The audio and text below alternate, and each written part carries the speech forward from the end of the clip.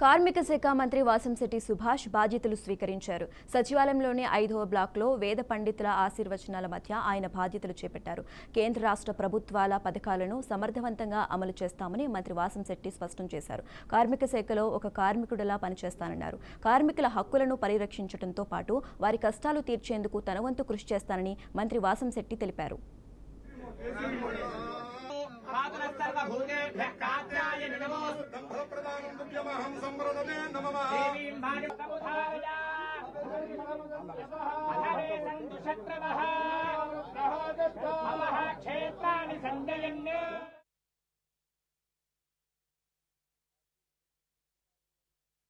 మరి నాకు MLA seat ఇచ్చి మంత్రి పదవినిచ్చి నా మీద నమ్మకం ఉంచి మరి ఈ యొక్క శాఖను కేటాయించిన చంద్రబాబు నాయుడు గారికి, లోకేష్ గారికి, అలాగే పవన్ కళ్యాణ్ గారికి నా హృదయపూర్వక ధన్యవాదాలు. నాపై వచ్చిన నమ్మకాన్ని నేను కార్మిక శాఖకు ఒక కార్మికుడిలా పనిచేస్తానని, కార్మికులందరికీ కూడా వాళ్ళ యొక్క హక్కుల్ని పరిరక్షిస్తానని చెప్పి మాటిస్తూ ఉన్నాను.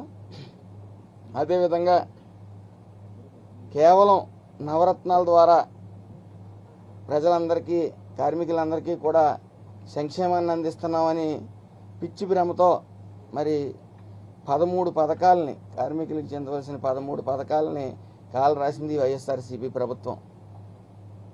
సంక్షేమం, కార్మికుల సంక్షేమం ఎప్పుడూ కూడా చంద్రన్న పాలనలోనే జరిగింది, ఇకపై కూడా జరుగుతుంది అనడంలో సందేహం లేదు. ఈ వైఎస్ఆర్సీపీ ప్రభుత్వం కార్మికులకు తీవ్ర అన్యాయం చేసింది. 13 పథకాలు తీయటమే కాక ఈ యొక్క నిధులను కూడా డైవర్ట్ చేస్తూ మరి కార్మికుల యొక్క హక్కుల్ని కాలరాసింది. ముఖ్యంగా భవన నిర్మాణ కార్మికులు అత్యంత కష్టాలు పడ్డారు. ఇసుక అందక ఇసుక వ్యాపారంగా చేసే వైసీపీ ప్రభుత్వం వల్ల పూర్తిగా భవన నిర్మాణ కార్మికులు ఏదైతే భవన నిర్మాణ కార్మికుల యొక్క హక్కులను కాలరాస్తూ, పథకాలను తీసేస్తూ వాళ్ళ జీవితాలతో ఆటలాడుకుంది వైఎస్ఆర్సీపీ ప్రభుత్వం.